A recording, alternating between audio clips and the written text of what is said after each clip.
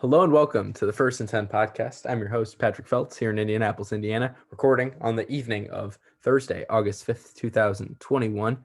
Today, we're going to be doing part two of our season preview series. We preview two teams every episode, and the two teams we'll be previewing today, the Iowa Hawkeyes in part one and the Nebraska Cornhuskers in part two. Joining me to break it all down and preview these two Big Ten West rivals, it's Reid Murray. What's going on, Reid? Patrick, it's an exciting time this season. We're starting to think about which games we're going to be going to, which games. Just the idea of even watching a football game on TV is fantastic. There's news about teams moving conferences. There's news about NIL stuff. There's all kinds of fun stuff going on in the college football world, and it's just so exciting that we're in August. We are, like you said last time, college football will be played this month, and what an exciting thought that is. Oh, absolutely. And one of those things you did touch on there, I want to touch on a little bit of news not related to Nebraska or Iowa directly. Before we start, you talked about conference realignment a little bit. So there was a report by some people who cover Kansas. I think it might be a radio host of some kind. Yeah, that was a radio host who broke the story. Kansas. Yeah. A radio host in Kansas is talking about how there are people sources saying, unnamed sources, that in Kansas to the Big Ten move could be imminent. And he backtracked that a little bit. But assuming there's some validity to this, we don't know if there is or isn't. We're going to act like there might be. We're going to discuss a little bit about could Kansas be a good fit in the Big Ten, just briefly. We promise we'll have more coverage on this if it comes into fruition, if it looks to be coming into fruition, or if it gets shot down. No matter what, we will be talking about it because at the very least, it seems like there's a story here. We don't know if it's going to happen. We don't know if it won't. We're not saying one way or another if we believe or if we even think that Kansas will be a member of the Big Ten Conference. But what we're saying is there's a little bit of smoke. So we'll be talking about it. But real quick, before we get into Iowa and Nebraska, Reid, what do you think of the potential addition of Kansas to the Big Ten? I love it. And I think that the idea of the Big 12 breaking up, it's a sad thing. We talked about this before. We need the Big 12 in college football. But if it is going to happen where the Big 12 does start to split up, go to different conferences, Kansas is a great team to add. They're in the AAU. Which is a requirement to get into the Big Ten. They're one of two Big 12 schools that are. It's a great school. There's more than two because I know there's Texas, but they're one of a few Big 12 schools that are in that association of universities. Currently, they're one of two because the University of Texas is leaving the Big 12 conference. Yeah, well, they're still in it as of now. But yeah, as of teams who are not committed to another conference. Right. Yeah. But, I love the idea of Kansas coming. Obviously, terrific basketball program. They've got a great fan base. They would bring a lot of passion to the conference. And, of course, they would make a basketball conference that's already fantastic. They'd spice it up even more. The Big Ten basketball tournament, it was unbelievable last year, and that would just bring it to a whole nother level. I think the football team, obviously, one of the worst or least achieving programs in the history of the FBS. So could be better there, but they have a new coach there. He could really turn the program around. Going to the Big Ten could turn that program around. I mean, you look at Schiano and Rutgers. They're starting to turn Rutgers around after some rough years. Could see something similar at Kansas. The name Big Ten carries a lot of weight. So Kansas football could start to become a big deal. Either way, I think great school, great team, great brand, and great fans to come along with it. So I think it'd be a terrific addition to the Big Ten. And I think it makes sense geographically. It makes more sense geographically than some other moves that are being talked about. So I really love it. Yeah, I agree. The move makes a lot of sense, I think, for every party involved. Number one, I think it solidifies the Big Ten as the top basketball conference in the nation, adding Kansas to what is already arguably the best basketball conference. It's not even at least last year is definitely the best. Yeah, and the last 5 years, in my opinion. But obviously, they haven't won that championship, and it'd be kind of funny that the two most recent Big Ten NCAA basketball champions, if Kansas were to be added, would be Kansas in 2008, who was a Big 12 school, and Maryland in 2002, who was an ACC school, who beat Indiana, a Big Ten school, to win that championship in 2002. But just kind of funny there, the Big Ten not being able to get it done in March Madness. But I think it makes a lot of sense. And yeah, you said it right. The Big Ten branding is a big deal in recruiting and in college football. So that I think could be an asset to Lance Leipold's program at Kansas, obviously hired from Buffalo, brought in a couple key transfers from the Buffalo Bulls over to his program in Lawrence. I'm not saying Kansas is going to be good this year. In fact, they're going to be pretty terrible. But in a couple of years, it wouldn't shock me if this program's on the right track, because I think Lance Leipold was a good hire. And although I personally would have preferred them hiring Jeff Monken, the Army coach, to run the triple option, I still think they can be a successful program under Leipold, who was a great coach at Buffalo. But it just makes sense geographically, academically, and athletically. Kansas does have a rich tradition of athletic success, particularly on the basketball court. While the football program has never been good, you know what? Maybe this goes beyond football, and I don't think the Big Ten schools would complain about an easy win in football, because right now there aren't a whole lot of those. So a conference game where it's not too much of a sweat, whether it's for a lower tier school like in Illinois or for an Ohio State, I don't think that would be a complaint for anybody. I think Kansas is a pretty welcome addition to the Big Ten. If it were to happen, obviously nothing is set in stone. Nothing is even kind of set in stone. We don't even know if this will happen. And right now it's all conjecture. But if it happened, I would be in favor of the move. I would be as well. We would love to have you, Kansas. Yeah, but beyond that, let's hop a few states over. And we're going to be right in that same zone of the Great Plains today. We're going to Iowa, the Iowa Hawkeyes. So a season ago, the Iowa Hawkeyes start the season off with a loss to Purdue, and then go on an absolute tear, finishing 6-2 overall. They started with a loss to Purdue and then also lost to Northwestern. But after that, they won 6 straight games to finish their season. They go to the Music City Bowl against Missouri. Obviously, the game gets canceled. They don't play. So 6-2 is the final record for Iowa. 0-2 start off of 2 very close losses, blew a big lead against Northwestern. Iowa, though, they got hot late. Do you think that their success in those last 6 games, those 6 straight wins, how much of that carries into the start of the 2020 season? I don't think it's going to carry into the start of the 2021 season. I think that it'll eventually get there. I think starting this season, they actually will start off with 2 losses yet again. They started the season tough game. It'll be at home against Indiana, and we'll get into this more when we get into our single game or season predictions. I think they lose to Indiana, and then they have another really rough game on the road at Iowa State. 2 pretty difficult opponents to start your season. Brutal. I think they drop both those games. That is a brutal start to the season, but what are you going to do about it? I think after that, they start to pick it up. They start to look a little bit more like the team they were last year. I think they're going to be just about as good as they were last year. And when I say that, I want to be extremely clear here. I don't think they're going to be in the top 20 or the top 15 like they were last year. I forget exactly where they ranked, but they were in the teens in the college football playoff top 25. I don't think they're going to be there, but I don't think they were that good last year either. I don't think they really merited that ranking. So I think they'll be just as good as they were last season. I think they'll finish somewhere near, number 25, number 24, go to a respectable bowl game. I don't think they're going to be world beaters by in any sense, but I think they're going to be an opponent that you should see in your schedule and you should be a little bit intimidated. And I think they're going to be a solid Big Ten West team. Don't see them winning the division. Don't see them going to near 6 or anything, but they will be certainly a solid program year in, year out. They're around that 7-5 to 9-3 range. I think they're in there again. And a little spoiler, I have them going 8-4. Yeah, it seems like a pretty typical Iowa team, if you ask me. And that's far from a bad thing. Typical Iowa is still a very good team, and a team that on any given Saturday can beat about any team in the country. So, especially when they're at home. Yeah, difficult road game, especially at Kinnick at night. But yeah, this is an Iowa team to the fullest extent. And if you watch Big Ten football, you watch the Iowa Hawkeyes, you know what I'm saying. It means they're going to be tough up front. It means they're going to run the ball. It means they're going to play smash mouth football, and they're going to keep it low scoring, and it's going to be a dogfight. And this Iowa team's no exception. So one issue, though, with that is that they are bringing in a lot of new players in the trenches on the offensive line and on the defensive line. So looking first at the offensive line, they are bringing back one of the top offensive linemen in the country, maybe the top offensive lineman in the country, Tyler Linderbaum. I can never get his name right. There's a lot of R's and N's in there. Tyler Linderbaum, if I got that right. I've botched his name a billion times on this show and off air. My apologies to you, Tyler.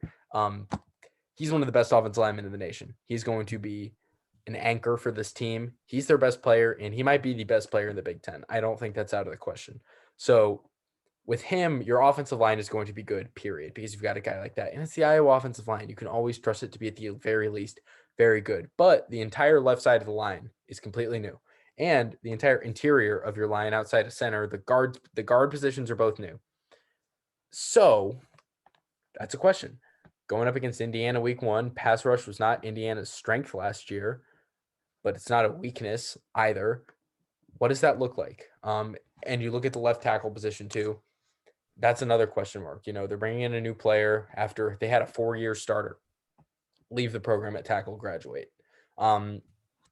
Just Indiana in particular, week 1, you're going to see a lot of those Taiwan Mullen corner blitz packages that they love to run. Remember, they ran a lot of those against Wisconsin, a lot of those against Michigan State, and they worked a lot.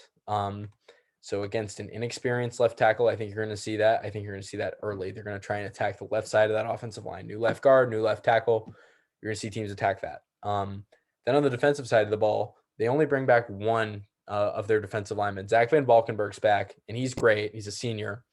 But they lose the guy who was voted the top defensive lineman in the entire Big Ten last year. And that's Davion Nixon, who was a great player for the Hawkeyes for a long time. They really do lose a lot in the trenches and at the skill positions. They lost their top 2 receivers, Amir Smith-Marset, who we've talked about on this program now. We talked about him for 2 years. He's gone. And another receiver, their other starter, they're losing Brandon Smith, who also played a bunch. But Nico Rags, friend of this program for a long time, Nico Rajaini, he's a starter now. He's had a lot of experience. It's up to him to kind of make up some of that Amir Smith-Marset production, and that's going to be tough because he was a really talented player. But it's up to him. He's an experienced player now. And I think he's going to get it done. He's a great player, but I don't know what to expect from Iowa in the trenches early. I know they're going to be good by the end of the season because they always figure it out. But in those first 2 games against Indiana and Iowa State, could be some problems because those are very talented football teams they're playing.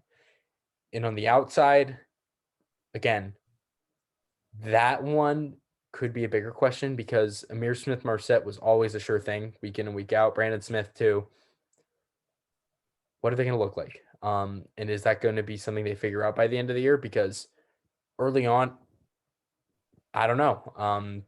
Playing against an elite defense in Indiana and a very good defense in Iowa State, can Spencer Petras get it done with new weapons, a new offensive line?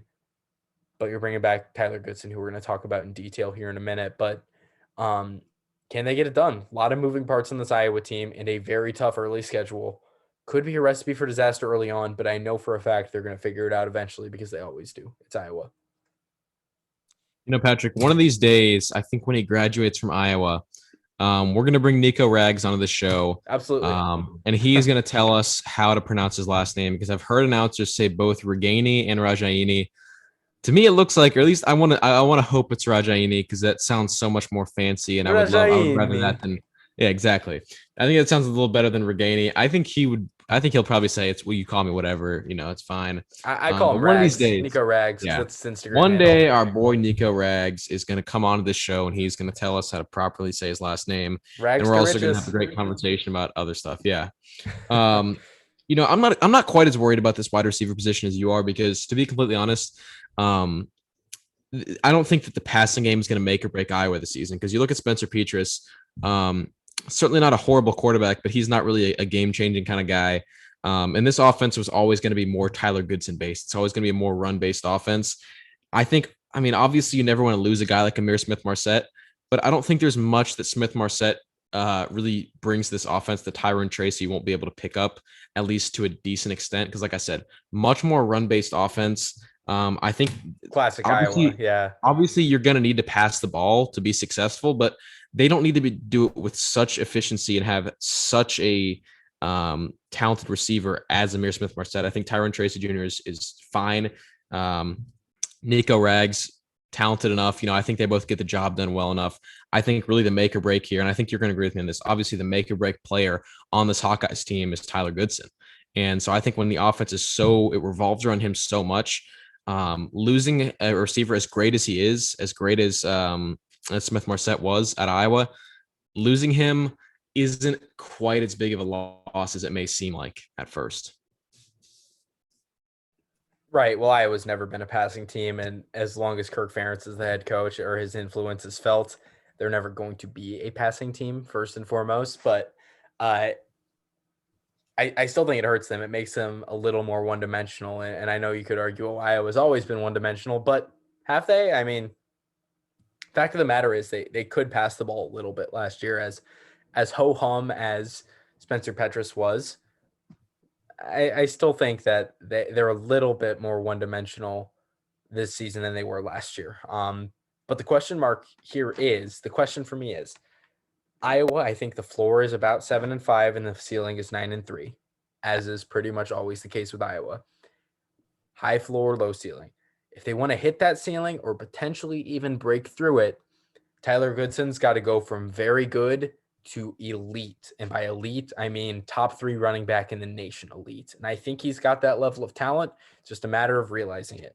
Can he, carry this Iowa team to 2 big wins? Basically, can Iowa beat Indiana and Iowa State week 1 and week 2? If they do, it's going to be because Tyler Goodson was not just good, but great son. That one took me a second. I wondered why you were calling me son. That one took me a minute, but you had a minute to react there. played. Yeah, podcasting is a visual medium. I just I stared Reid down for a minute to try and garner his reaction. It took him a minute. He looked very stared confused. into my soul. I was like, why is this guy calling me son? I know you're older than me, but not by that much. Goodness. But Tyler Goodson's got to go from very good to elite to a all-American level player for them to go 9-3, 10-2, maybe even win the Big Ten West. And I think that's possible, but I don't know if it's realistic for them. I think he's going to be a great player. I think he is a great player right now, but I don't know if there is enough around him on this offense, and particularly in the passing game. The pass for typically, they say is the run opens up the pass, but for Iowa, the pass opens up the run. I don't think the pass can open up the run enough for Tyler Goodson to be able to have the leg room to go from this great player to a superstar stud player who is, all over the national headlines and all that. But I think he could if the passing game were a little better, but I think in spite of that, he'll still be a great player. Goodson's definitely got that in him. He definitely has the potential to go do that. I think as I was looking over my notes about Tyler Goodson and all that I think about him, I would still rate Mo Ibrahim as the best running back in the Big Ten as of now. Agreed. But I think obviously these are 2 teams in the Big Ten West. They're competing with one another. They're competing. They're going to play each other head to head. They play the same opponents. Obviously, there's going to be a lot of media comparisons between these 2 backs who are both fantastic in their own right. And, obviously, as a player, you don't want to spend too much time thinking about what the media has to say and focusing on the outside noise that's on TV, radio, print, whatever.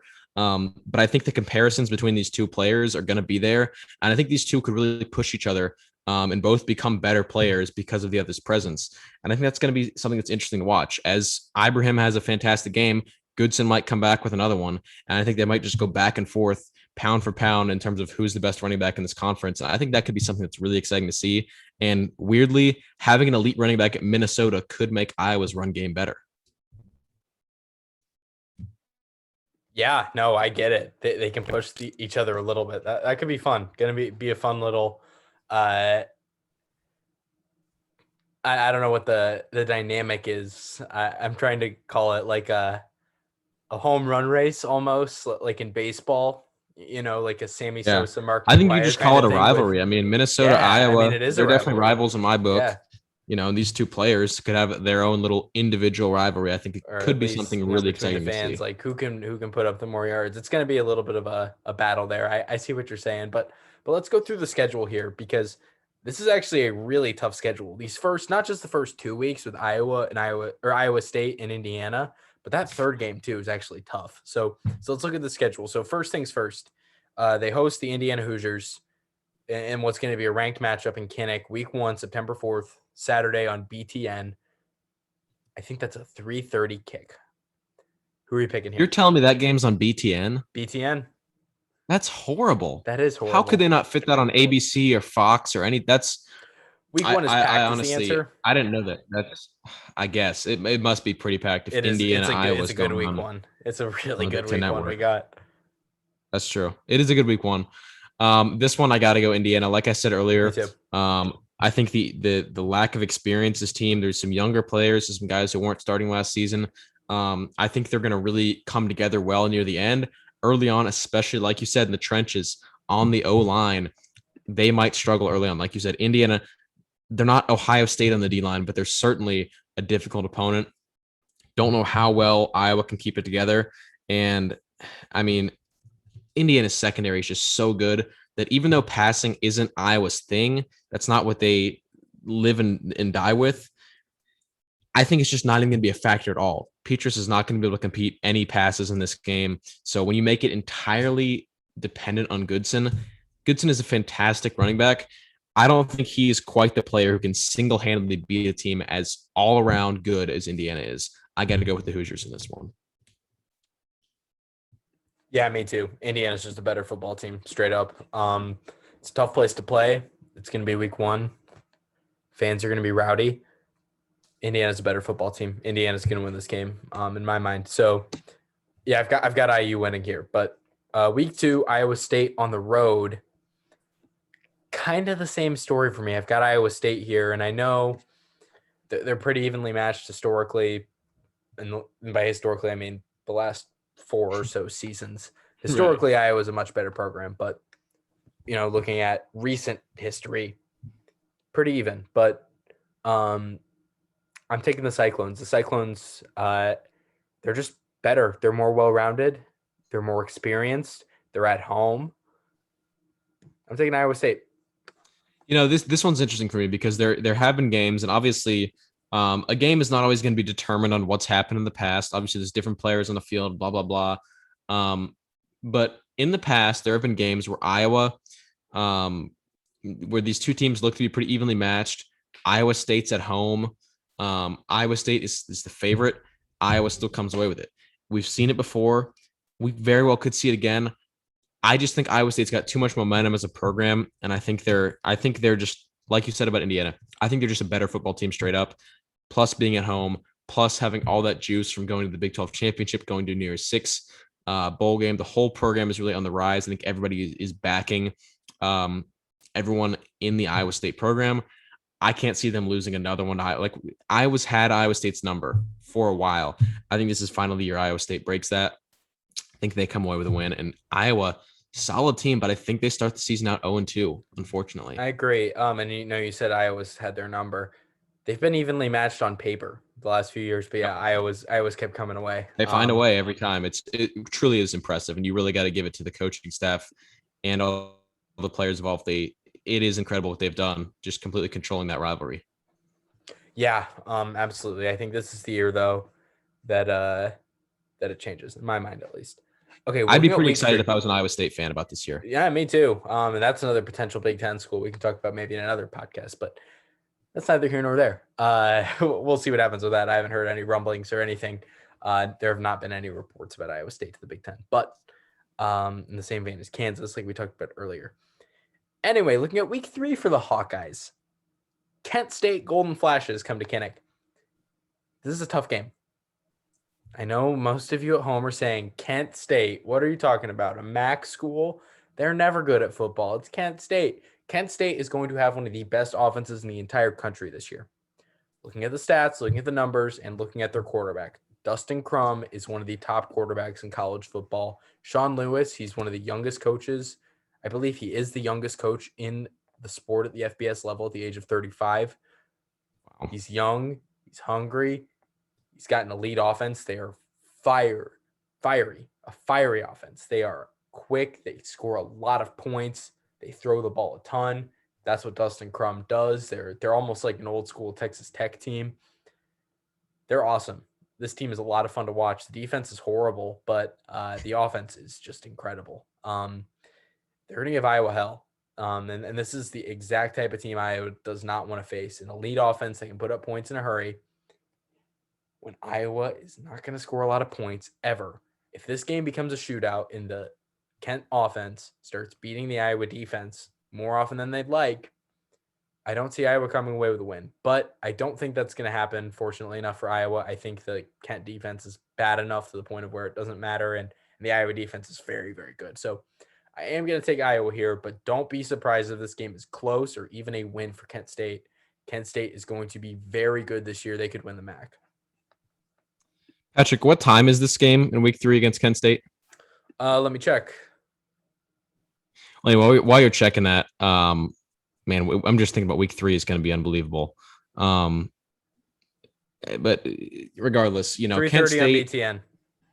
3:30 BTN, perfect. So when we are in Bloomington for the Indiana-Cincinnati game, we will still be able to catch this one.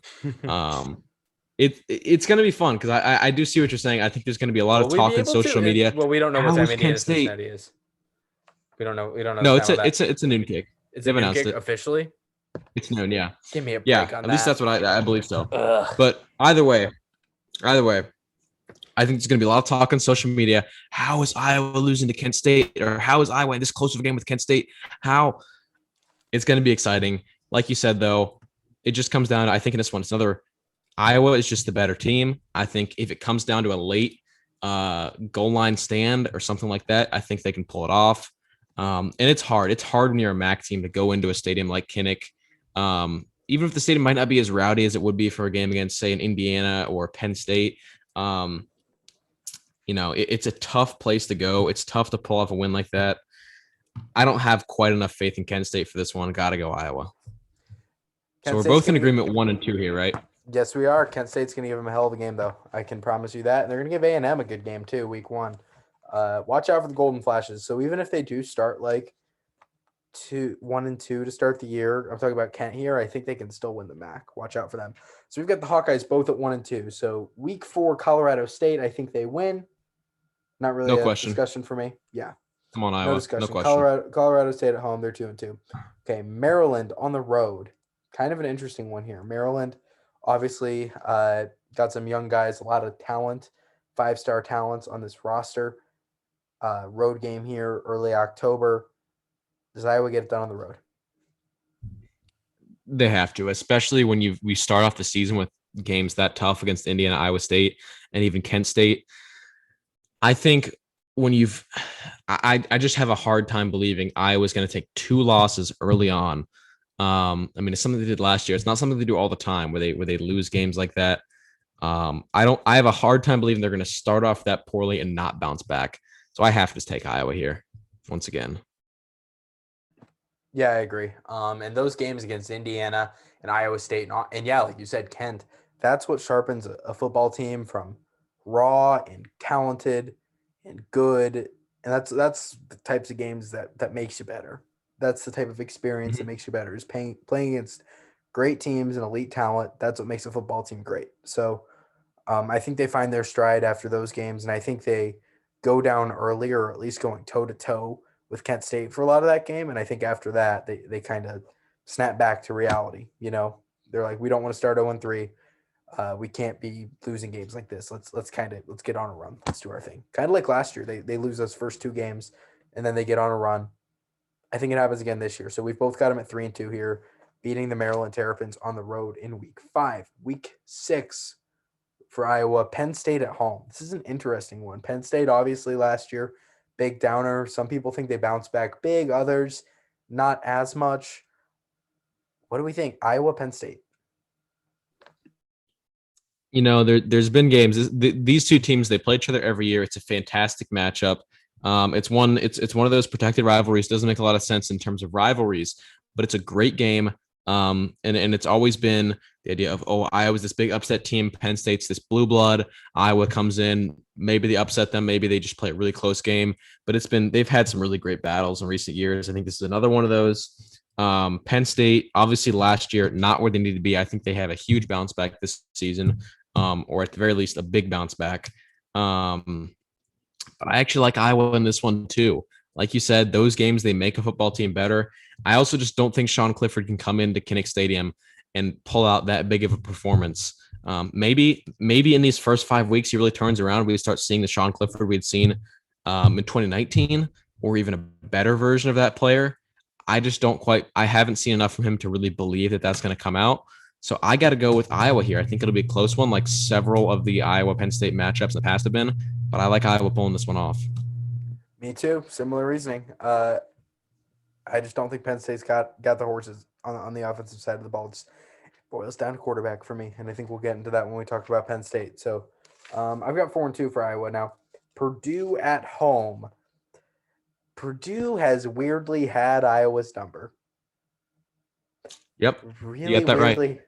Has kind of had their number.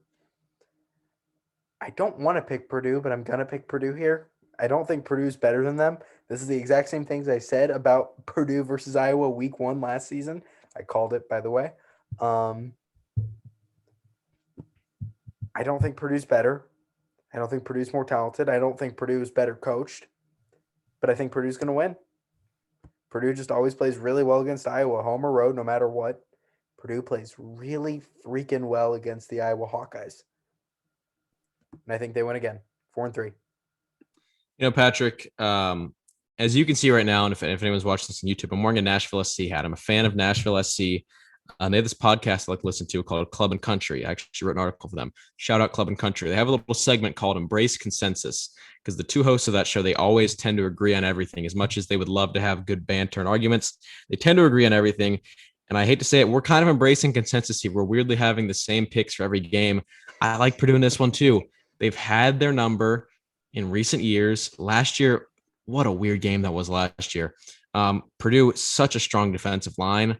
And when you think about it, Iowa, like you said, they're replacing so much talent up front. Obviously, Iowa, they're going to replace them well because Iowa's always known for having terrific offensive linemen.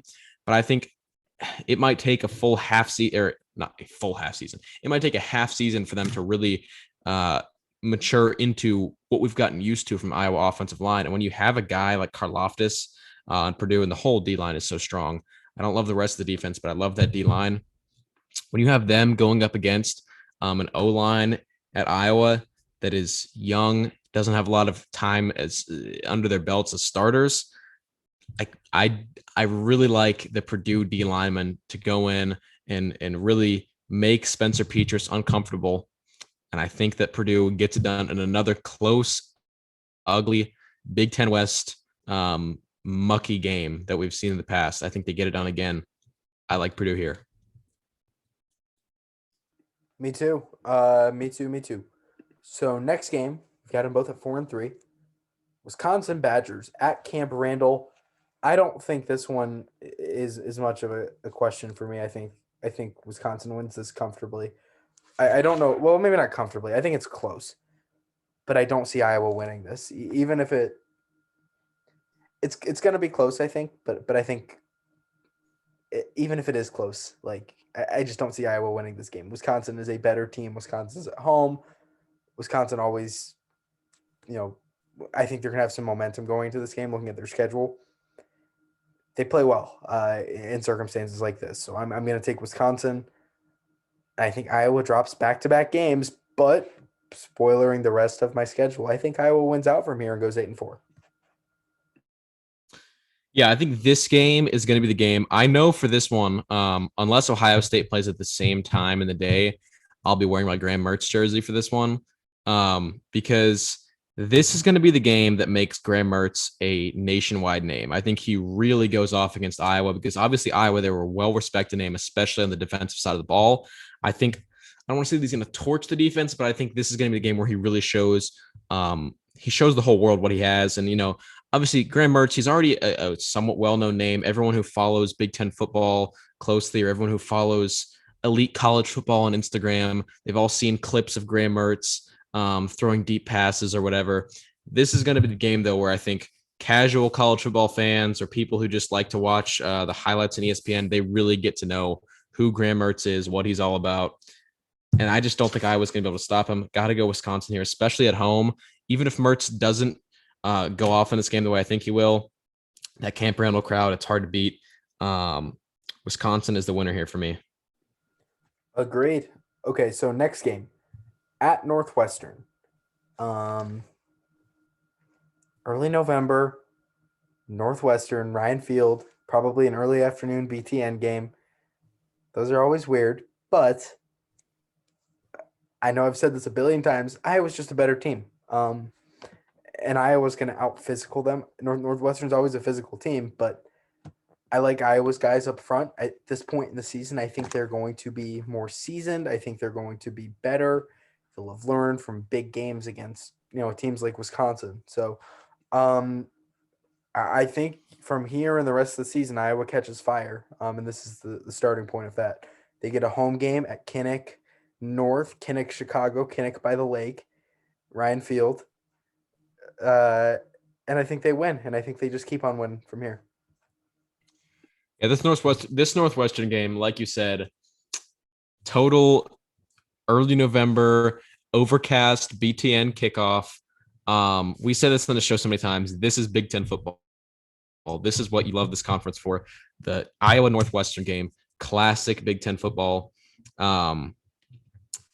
This will be a fun one, I think. Actually, it actually may not be that fun. It'll be fun for us, but I think for the casual viewer, this will be a low scoring game. This may not be the best game for neutrals who don't have a big rooting interest in the game. But I think this one could have a little bit of implications in terms of who's going to win the division. I think Wisconsin wins it, but I think at this point in the season, it's still a conversation as to who's going to come home with that Big Ten West title. I think Iowa pulls it off too, and embracing consensus again. I also have them winning out here. But I mean, I just think Northwestern, they lose a lot. I don't know how well, because secondary is their biggest strength, in my opinion, on defense. And, it's not like their super talented secondary is going to be able to stop Tyler Goodson. It's a running offense that Iowa likes to run. They love to play the ball on the ground. And obviously, Northwestern is going to do a good job on defense. That's what they do. But don't think they do well enough. Got to go Iowa here again. Yeah, so 3 more games left on our schedule. Let's just talk about them all together. Minnesota, Illinois, at Nebraska. We've already said it. We think they win out. Anything in particular for those, but I think for me, it's just they're going to catch fire late because both of those lines are going to be more experienced, and that's how Iowa finds their strength in any given season. And they're just going to out physical teams like they always do. That's what Iowa does. They're going to be more physical than Nebraska. They're going to be more talented than Illinois, and they have fewer problems than Minnesota does. Minnesota has some serious problems on the defensive side of the ball. So I think all 3 of those factors lead to why I think Iowa wins those games, goes into bowl season 8-4. I think they go to, let's just say, the Outback Bowl with that record. Mm-hmm. And they can win it. They can win that bowl game. They didn't play for a bowl last year because it got canceled when Missouri got COVID, but there's no reason they can't play for and win a very good bowl game this year, like the Outback Bowl. Yeah, I think the one thing you got to point out here is the Minnesota game. I was talking earlier about Ibrahim versus Goodson. This is going to be a running back showdown. It's going to be pretty exciting for anybody who loves good running, really anybody who loves football. You want to tune into this one, or at least have it on, at least be checking in on it regularly. Because I think these are going to be it's going to be like 2 heavyweights going up against each other, 2 solid running backs in this game. Should be interesting, but at the end of the day, Iowa's just a much better team, especially later in the season. I think they really find their gear, and I think they win this one by multiple touchdowns. Should be at least a 14-point game, in my opinion, if not 21 or more. But it'll be an exciting one. I think both running backs come to play, both teams come to play. Iowa just ends up being the stronger team, and Illinois and Nebraska. Do we even have to talk about these? Iowa's just the better team, straight up. That's just how it is. Especially in the first year under Bielema at Illinois. Don't think they have the juice to come in on the road at Kinnick and pull this one off. Got to go with Iowa to close out the season in those final 2 games. And that is University of Iowa alum Brett Bielema returning to Kinnick Stadium. Fun fact for those of you at home. But Yeah, I agree with you. So we picked the exact same wins and losses and the exact same record, which is funny. And we did not talk about this What's your beforehand. floor and ceiling? What's your floor and ceiling? Let's see if Floor we have seven the and exact number. floor is 7-5, and the ceiling is 9-3. Okay, I had my ceiling as 10-2, so not quite the same. We have one little difference, but yeah, pretty much. We did not talk about this beforehand at all. Just we for know the what kind of record. team Iowa was going to be. It's just a matter of this is what Classic Iowa Iowa. does. Yeah. We know Iowa well, and I think every Big Ten fan, if you asked every Big Ten fan in the country what Iowa's record is going to be this year, really any given year, they're probably going to say somewhere around the 8-4 region, because that's just what the Hawkeyes do. It's absolutely what they do. And this year, there's nothing wrong with it. It's solid. It's definitely great to be a consistent 8-4 program. You know what you're going to get from them every now and then. You can go to the Big Ten championship if you have that solid year like they did in 2015. Iowa's a super respectable program. For a lot of reasons they are, and for some other reasons that we didn't talk about and that are still ongoing in legal matters, they are not a respectable program. But that's not what you were referring to. In terms of the product on the football field, they are a respectable group of 11 men that without play a shadow of a doubt. I am in agreement with you there. And we're going to leave it at that. So Iowa, pretty predictable season. We think it's going to be a classic Iowa season. 8-4, 7-5, 9-3, that kind of range. Next up, we're going to talk about Nebraska after a quick break. And we're back here on First and 10. Thank you for tuning in to today's episode for part 2, where we're talking about the Nebraska Cornhuskers, who a season ago were 3-5 in the shortened 2020 season. And they're coming in here, year 4 under Scott Frost. They've yet to qualify for a bowl game, yet to have a winning record. And here he is, coming into year 4. And there are a lot more questions and answers with this program. And this year is no exception, losing 19 scholarship players to the transfer portal. The second straight offseason that Nebraska has lost a ton of talent to the portal. And while they've brought in a couple guys, they brought in, at running back Marquise Stepp. I wanted to call him Stephen Carr at first, the USC transfer headed to Indiana, except it's the USC transfer from Indiana, from Cathedral High School in Indianapolis, who's headed to Nebraska. So almost confused them real quick. But among other guys, Stepp is joining the program. But this is a team that was ravaged by transfers and had a couple other important guys leaving. They are going to be very inexperienced in places. A lot of question marks on this roster, Reid. What do we make of this team going to year 4 of Scott Frost? You know, Pat, I'm one of the most, I don't want to say hater, but I'm one of the people who believes in Nebraska the least this season. I've seen some journalists and analysts saying that they are high on Nebraska, that this is a talented roster, one of the more talented rosters that Scott Frost has had in his time as the head coach in Lincoln. I just could not wholeheartedly disagree more. Biggest storyline for Nebraska this season, Wandell Robinson gone. He's going to Kentucky. That one is one that will kill you because he was clearly the most talented player on this roster.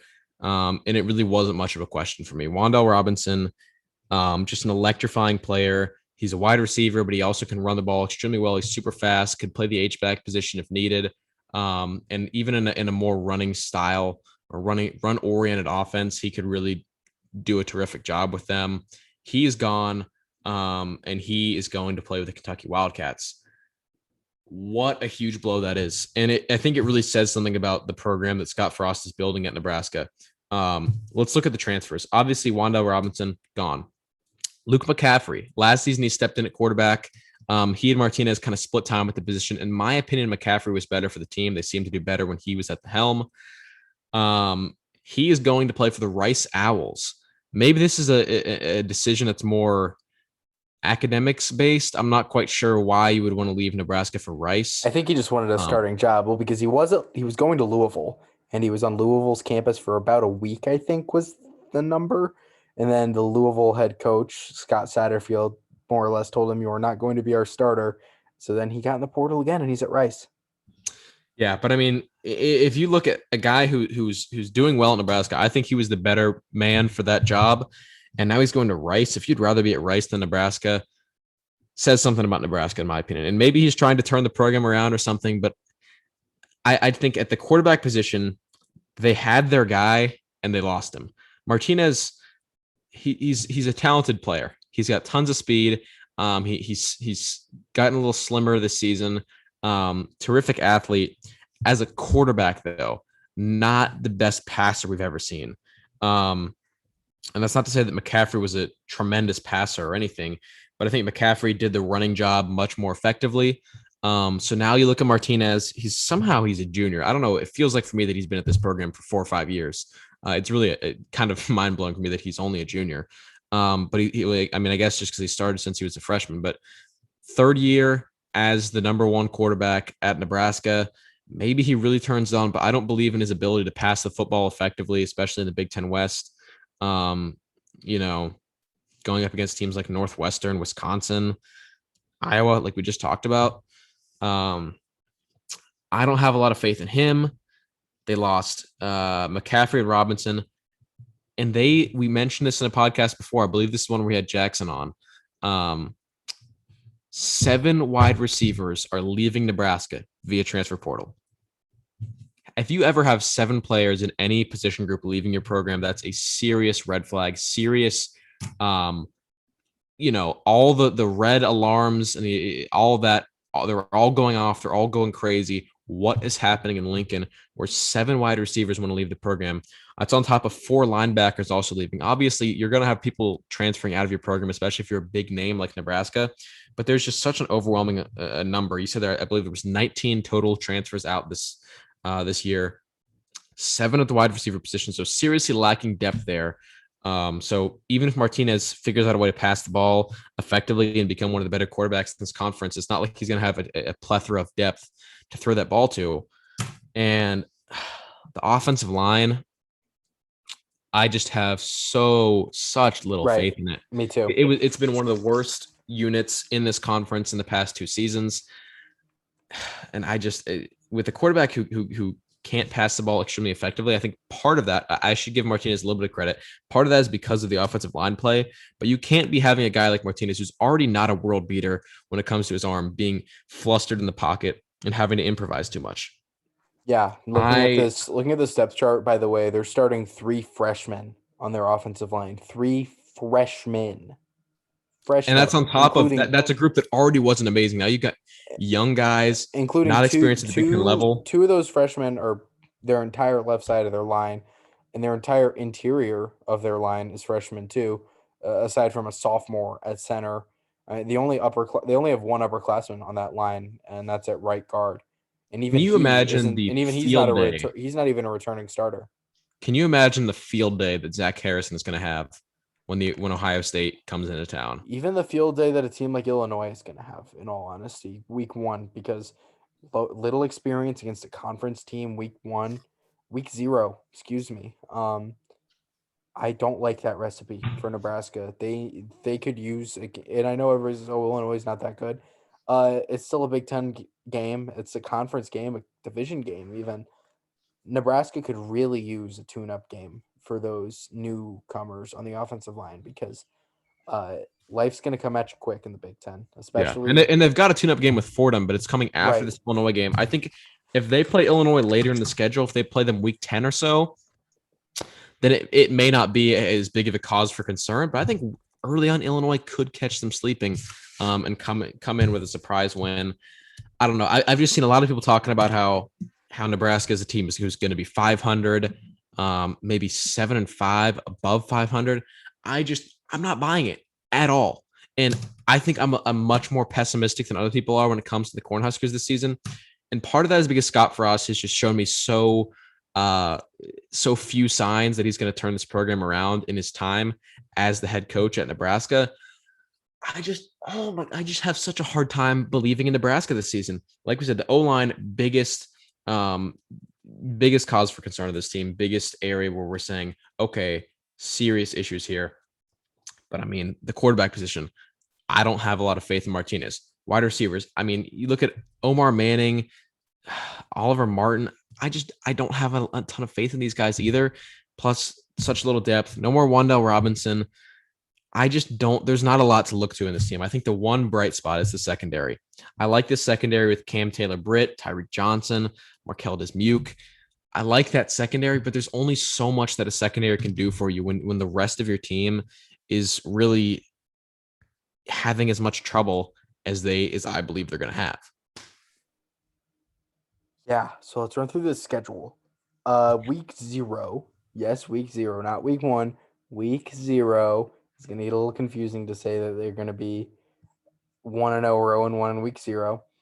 Nebraska Cornhuskers travel to Illinois. They're going to be playing a game that was originally supposed to be played at Aviva Stadium in Dublin, one of Reid's Breaks favorite my heart. places One of on my the favorite planet. college football places. Favorite college Yes, football stadiums. he loves that Aviva Stadium, and it's hard to see why not. It's a pretty cool venue.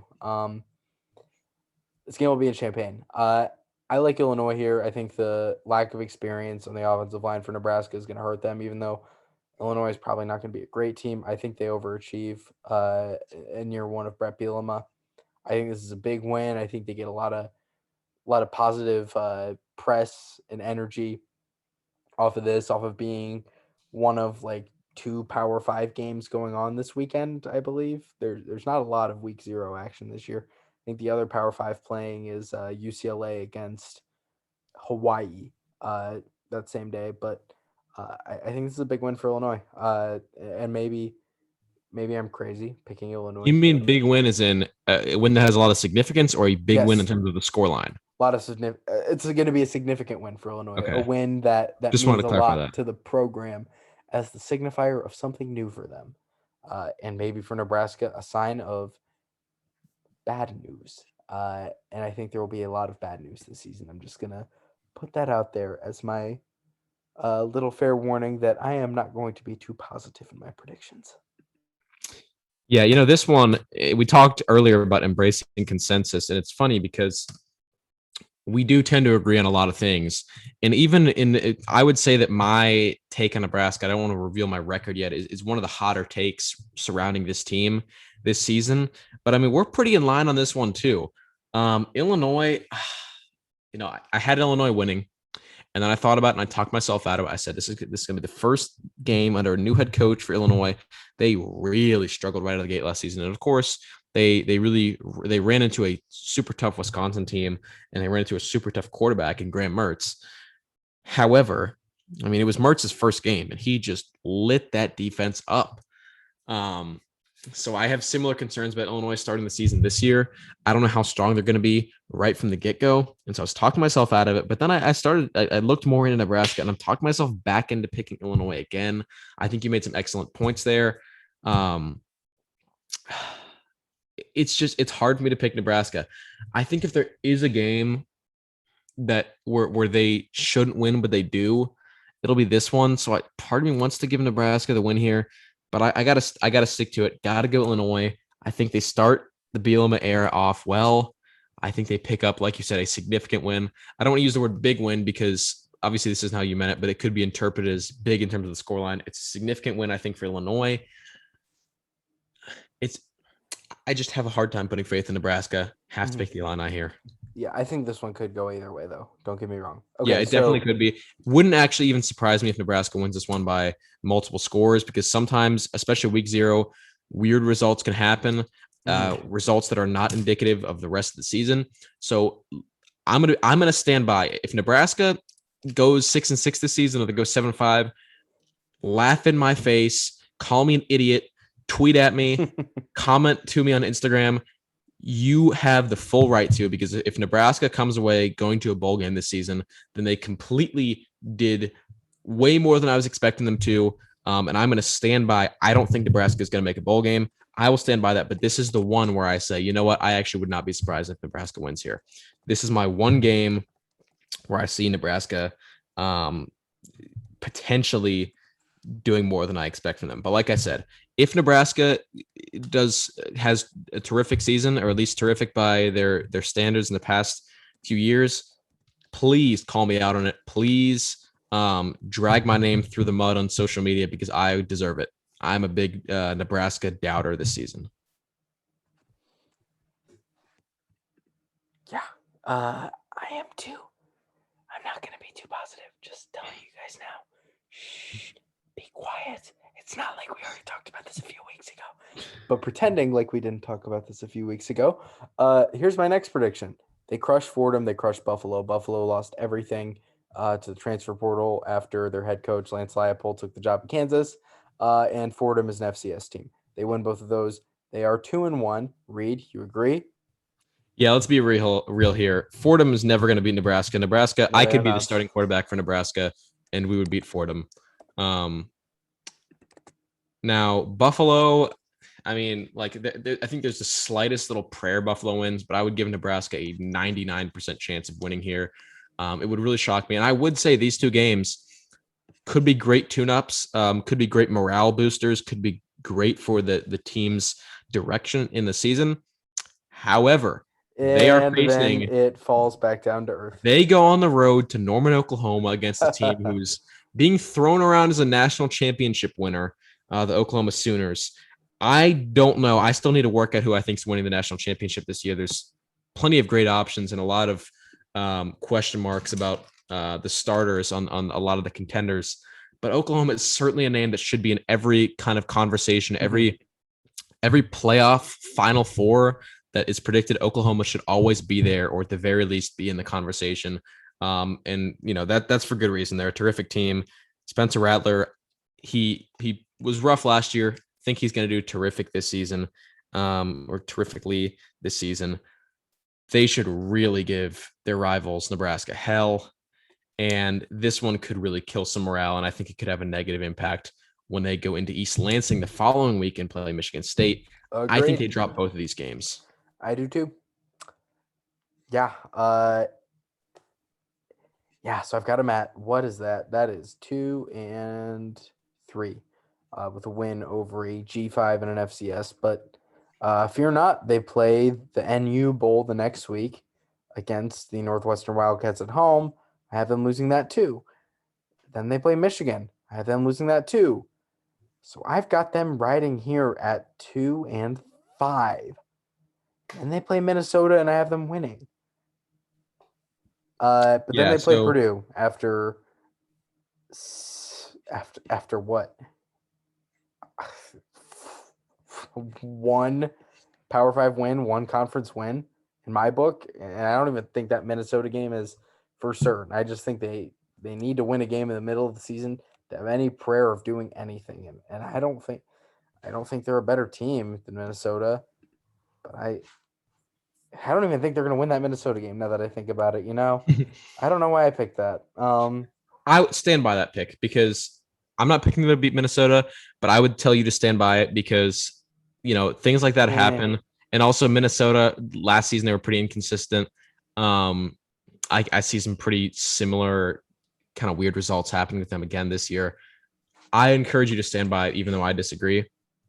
I'll say Northwestern. That's a kind of a hard one to pick just because there's a lot of questions about Northwestern, questions we're going to attempt to answer in our Northwestern preview that we're going to do in the near future. But I just seriously doubt, like, again, I can't put too much faith in Nebraska. And I think Northwestern, especially after the season they had last year, they still have tons of talent on the roster. Obviously, Peyton Ramsey, he's gone, and he played a huge factor in their success. Still really a believer in what Northwestern has going on, even though there are some negatives going into the season. They lose a lot from that Big Ten West winning team last year, the team that almost went undefeated, if not for that loss to Michigan State in the regular season. But I think despite every challenge, every piece of adversity they might face this season, Northwestern still pulls this one off. Michigan, we talked about Michigan already. I'm not high on them. I don't believe in Michigan very much this season. I don't believe in Harbaugh. However, Michigan, they're just simply a much better team. They just have more talent. They're better coached, in my opinion. Got to go Michigan. Then Minnesota, that's the one I have in tiny little text on my notes here, maybe written there, because Minnesota, I don't know. They're a weird team. I feel like they have the potential to mess this one up. So I put it down as a maybe / toss up, I guess. But I got to have Nebraska winning this one. Then Purdue. This is the one I want to talk about. That's why I kind of flew through a few games there, because I wanted to talk about this. We talked about this before we went back on air. So somebody we saw online talking about when we were doing our research, because RJM does his homework. That's what the people say. We've been saying it for years. RJM does his homework. When RJM was doing his homework, People is me. I said that.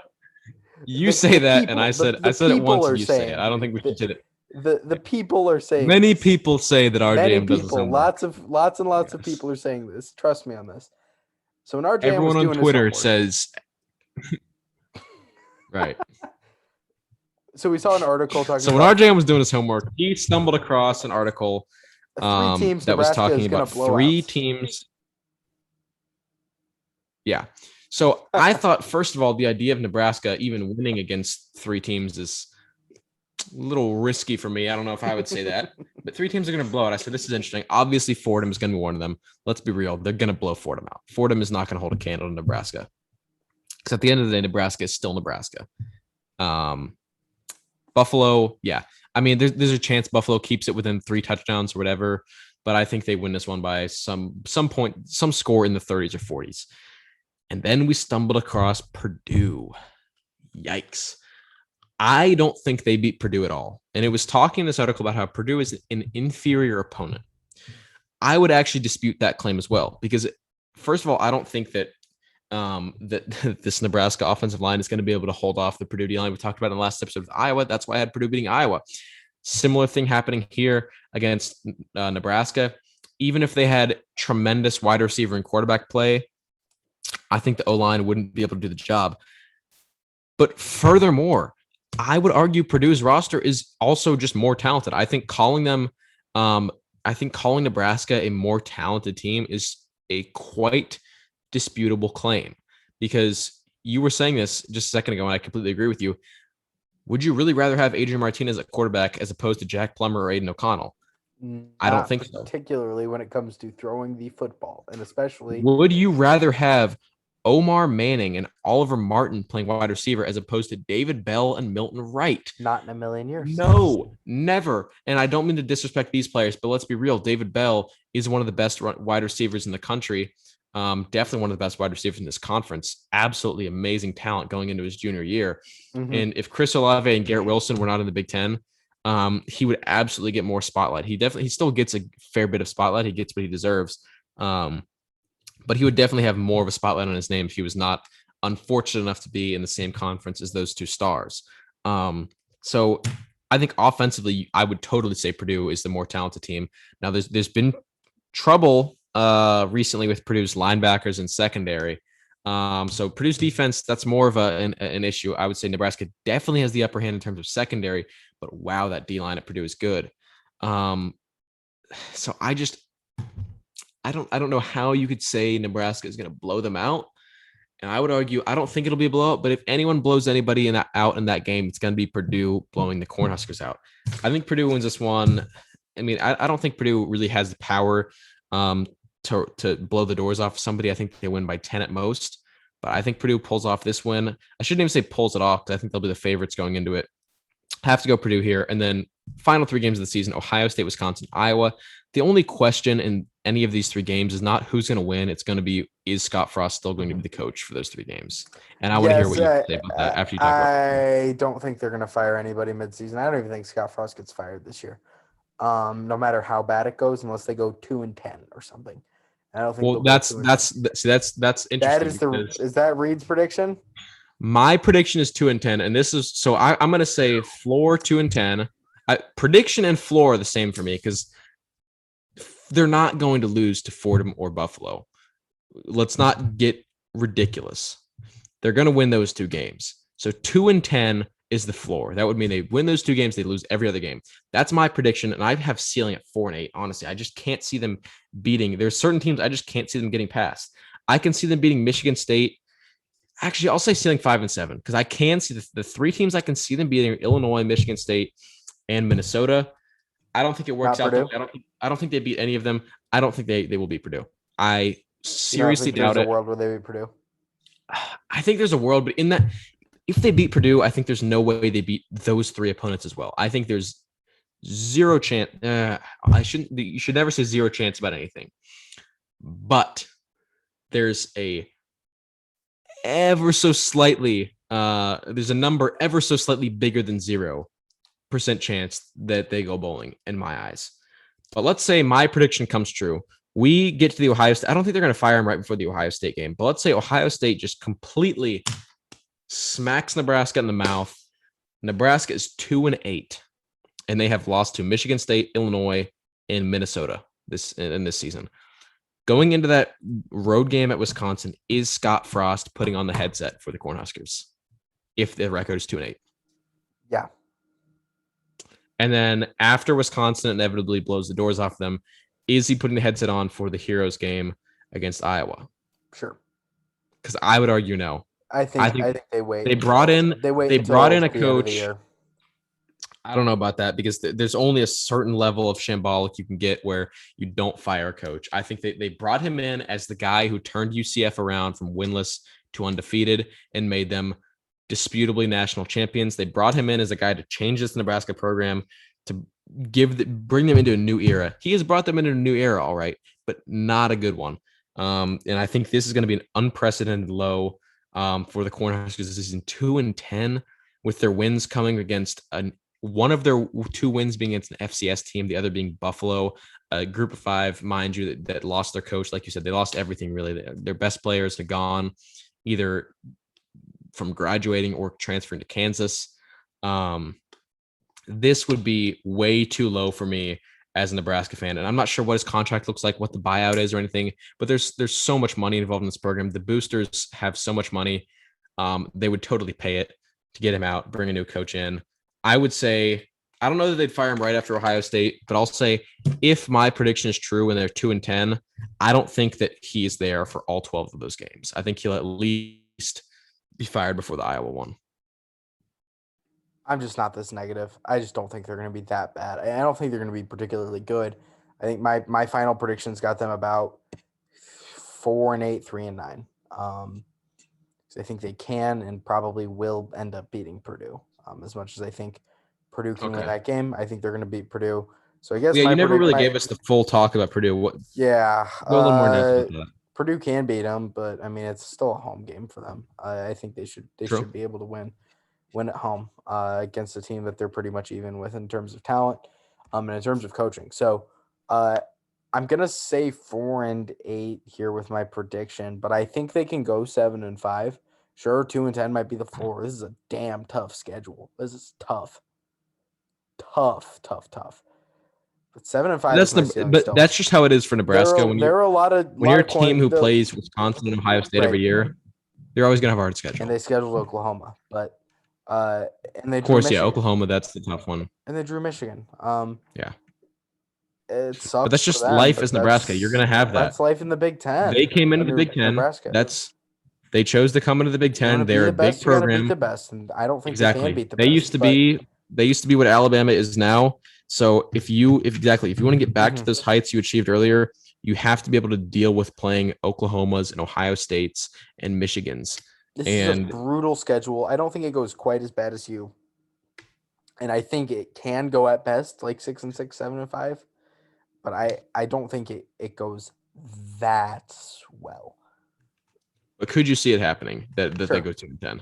I think they can go 6 and 6. 2-10, that is low. That's I think it could happen. Like just judging by what the schedule is, sure it could happen feasibly, but that is so unbelievably unlikely to me. Just fathom for a minute how bad a 2-10 record is. Think about like all the Kansas teams, even Rutgers, some of those awful Rutgers teams. They were even 3-9. Like, to be fair, those 3 wins were probably against Bucknell, Columbia, and Akron. So, but still. But at the same time, 2-10 is 2-10, and that is number one inexcusable, but number 2 unfathomable. I just don't. I can't imagine. I feel like if it was this exact same roster, but they wore gold helmets with the black letter P on the side of it, I think this would be. I think 2-10 would seem much less ridiculous. If they wore orange helmets with the letter I on them, I think it would be much less ridiculous. I think it's part of the reason everyone's so high on them is just because they're Nebraska. They're used to a certain level of success. with everything going on in this program, I just can't believe in them.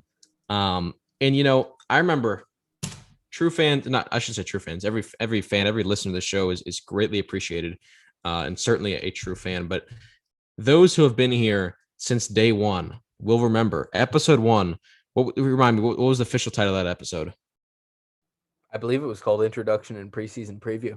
Yeah, so in introduction and preseason preview, in addition to a great read option about the Rutgers Scarlet Knights, that if I ever have a job in the New Jersey or New York metro area, I might want to remove from that episode because I did go a little too hard on them. I was a little too mean. There was nothing to respect about Rutgers. Yeah, and that was in our intro song for a while. Good God, I really apologize to every Rutgers fan, but if you listen to that episode, which you very well may have, because I believe it's our most streamed episode. It is not, but it was for a while. Yeah. You will remember me predicting that Minnesota will go. I believe I predicted. I called 9 Minnesota right there. They ended up doing even better than that. But I called 9 Minnesota happening. My brother called me crazy. Some people on social media didn't see it happening. We tracked the Minnesota season all on our Instagram story that entire season. The 9-win Gophers, 9 Minnesota, whatever you want to call it. It ended up happening. They did that and more. And that was my kind of crazy prediction. Last year, you said that Northwestern would go and win the Big Ten West when they had just had 3-9, one of the worst seasons we'd seen from them. Actually, not that they've had great seasons in the past, but it was a pretty bad season after going to the Big Ten championship. You called them having a big bounce back year. They went and did it. Some people might have called you crazy. I think I might have called you a little bit crazy for that. You called it and it happened. Last year, another kind of crazy prediction. I have in my closet right now a gray crew neck sweatshirt with an emblem that says Michigan State University on it because I called that a safety would take place in that game. Crazy prediction. Who could have seen it coming? We're kind of I did. Sometimes on this show, we're visionaries. In our first season, I predicted that Nevada would beat Purdue on a last-second field goal, and that exact same thing happened. It literally happened. How about last year, the Minnesota extra point? I predicted Minnesota would miss the extra point in overtime. They did exactly that. I also predicted that Northwestern would beat Iowa 21-20. There have been crazy crystal ball moments on this show. So you may call that Nebraska 2-10 pick unfathomable, but I'm telling you, if it happens, I don't know what I'll do. And I hate to celebrate at somebody's demise, but if Nebraska goes exactly 2-10 with losses to every team not named Fordham and Buffalo in their schedule, I don't know. I'm going to do a little dance. I'm going to be maybe not on air. Maybe I won't publish it, but at least in my own privacy, I will do a little dance celebrating this prediction. And really, it's more of a matter if they go 2-7, because I don't think when they hit the Ohio State, Wisconsin, Iowa part of the schedule, they're not winning any of those 3 games. That's a brutal finish to the season. And obviously, anything can happen. It is college football, but I mean, Nebraska beating Wisconsin this season, can't see it happening. This is a big and tumultuous. If they go 2-7, then that's when I'm going to start doing my little dance because my crazy prediction will have come true. And I swear you called it unfathomable, but there have been who could have fathomed that Nevada would win on that last second field goal, especially when Purdue had been winning for so long in that game. Who could have fathomed? I guess some people could have fathomed the Northwestern pick, but I mean, the extra point. Sometimes we can see into the future on the 1st and 10. We have a little 1st and 10 magic, similar to your beloved home field magic. So don't call me too crazy because stranger things have happened in the history of the 1st and 10 podcast. A lot remains to be seen. And that will do it for our podcast today. Thank you so much for listening to the 1st and 10 podcast. Reid, who are our next 2 teams going to be for our preview series? Oh my God, this is a tough one. I forgot you put me on the spot last time. I think we might want to do the Land of Lincoln Trophy, Illinois Northwestern. That's another name. We're doing. Let's go 4 Big Ten West teams in a row. We talked about Northwestern a little bit today. I'm excited for that one. I'm excited to dive into this team and see what they're going to become after a quite solid season last year under a great head coach and a pretty solid quarterback. Let's do a dive into the Wildcats and also talk about the new Brett Bielema era at Illinois. 2 teams we touched on in this episode. Let's get into it. Illinois, Nebraska, Northwestern. Say no more. Thank you all for listening and have a great rest of your day. We'll see you next time.